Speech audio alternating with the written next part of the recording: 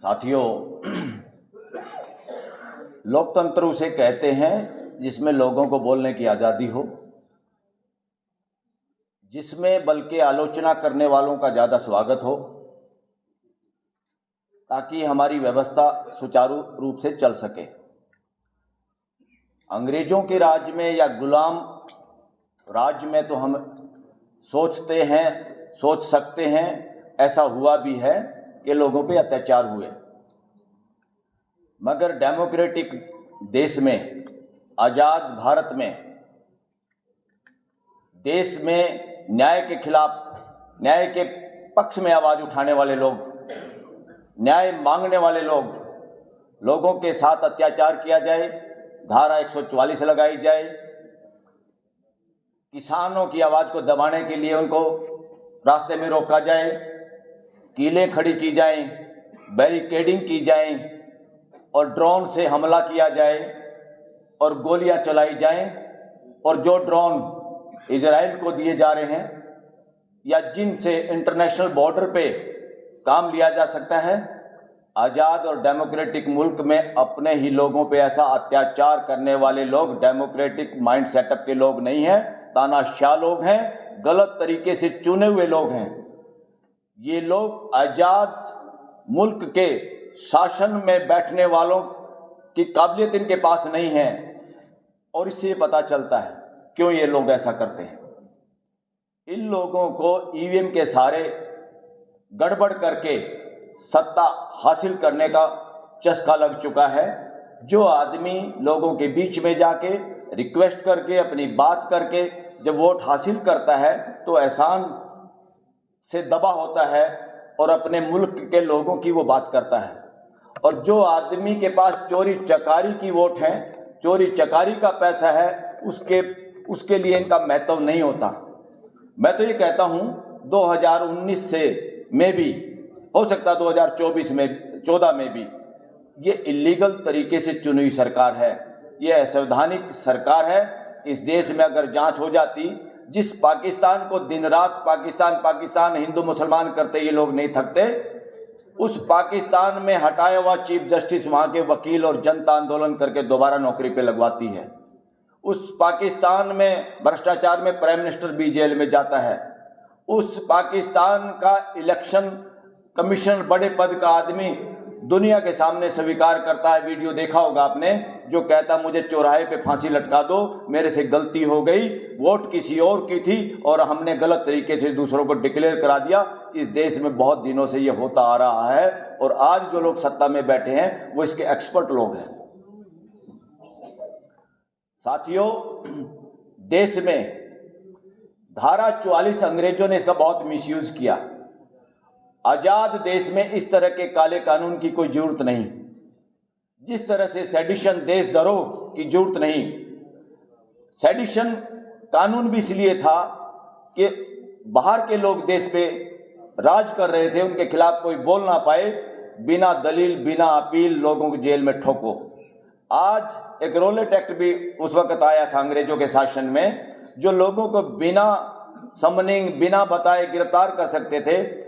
आज पीएमएलए एक कानून है जिसका सदुपयोग तो करना था उन पूंजीपतियों के खिलाफ जो देश का पैसा लेके भाग गए बाहर, उनको बुलाने की बजाय, क्योंकि उन लोगों ने तो मदद की हुई है इलेक्शन में, 2 नंबर का पैसा उन लोगों से लिया हुआ है, जिससे सरकार ने, सत्ता में बैठे हुए लोगों ने बहुत उस पैसे से लोगों का जमीर खरीदने का काम किया और इलेक्शन में प्रचार प्रसार का काम किया।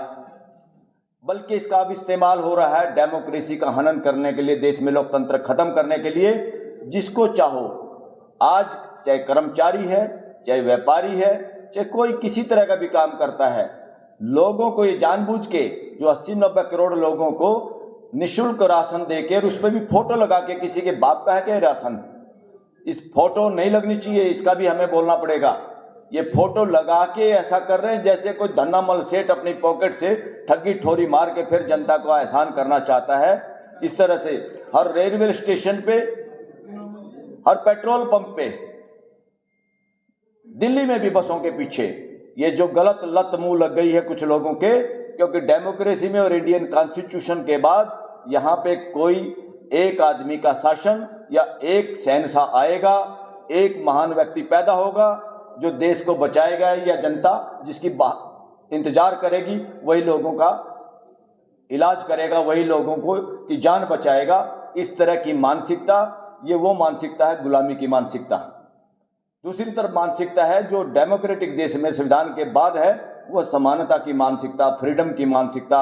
हर एक आदमी योग्य है, हर एक आदमी समझ सकता है, हर एक आदमी की भागीदारी सुनिश्चित है डेमोक्रेसी में। चंद एमएलए और एमपी या चंद सीएम और पीएम ही देश में शासन करेंगे, ये डेमोक्रेसी में नहीं लिखा कॉन्स्टिट्यूशन में कहीं। कॉन्स्टिट्यूशन में और डेमोक्रेसी की डिमांड ये है, व्यवस्था की डिमांड है, शासन की डिमांड नहीं है।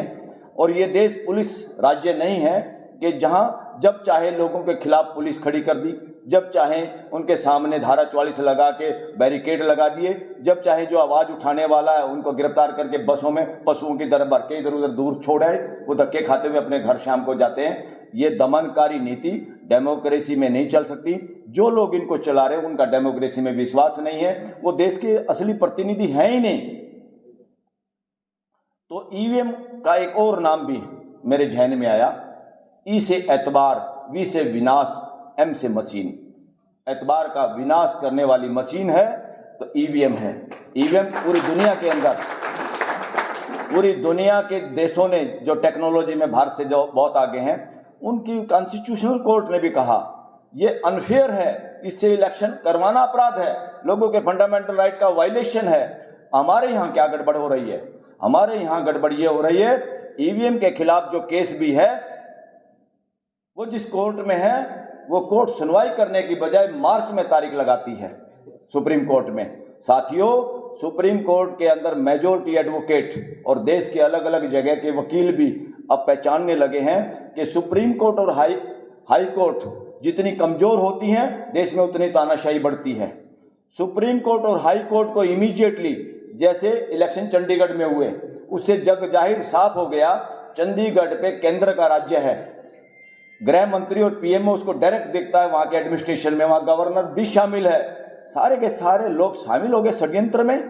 अगर पीएमएलए की तरह से जैसे सरकारी गवाह बना बना के लोगों को जेल में ठोका जा रहा है, जमानत नहीं दी जा रही, उसी तरह की जांच हो तो इस देश का गृह मंत्री और प्राइम मिनिस्टर और वो पंजाब का गवर्नर वो भी जेल में होने चाहिए, हो सकते हैं। हिम्मत कैसे हो रही इन लोगों की गुंडागर्दी करके? अरे पद से आदमी बड़ा या अच्छे आदमी से पद सुशोभित होता है? कोई प्राइम मिनिस्टर हो गया वो महान हो गया, ऐसा नहीं है। बहुत गंदे लोग प्राइम मिनिस्टर बन सकते हैं, बहुत गंदे लोग गवर्नर बन सकते हैं, बहुत गंदे लोग जज बन सकते हैं। उस पोस्ट पे रह के वो काम किया जाए जो संविधान चाहता है, तब वो पद महान होता है, तब वो ये होता है। अब एक और क्लियर मैं आज बात करूं, फ्यूचर में लोग वकील सुप्रीम कोर्ट के नाम भी लेने वाले हैं। सुप्रीम कोर्ट में मेजॉरिटी एडवोकेट ये कह रहे हैं, देश की हाई कोर्ट और सुप्रीम कोर्ट में कुछ लोग ऐसे पहुंच गए हैं जजों के रूप में जो सरकार के एजेंट के रूप में काम कर रहे हैं, जो देश और संविधान के अनुरूप काम नहीं कर रहे हैं। उन लोगों को सचेत होने की जरूरत है और इमीडिएटली ईवीएम का केस सुप्रीम कोर्ट को तुरंत सुनना चाहिए, क्योंकि ये देश की आवाज़ है। अदरवाइज जिस बेंच के सामने ये केस है उससे हटा के चीफ जस्टिस अपने सामने डे टू डे हियरिंग करे और ईवीएम पे देश की भावनाओं के साथ और दुनिया की अदालतों के अनुरूप फैसला दे और देश को ईवीएम की ठगी ठोरी से बचाए और देश में सच्चे लोकतंत्र को स्थापित करने के लिए, संविधान के बचाने के लिए अपना सहयोग दे, वरना हाई कोर्ट और सुप्रीम कोर्ट का महत्व खत्म हो जाएगा देश से। थैंक यू वेरी मच साथियों।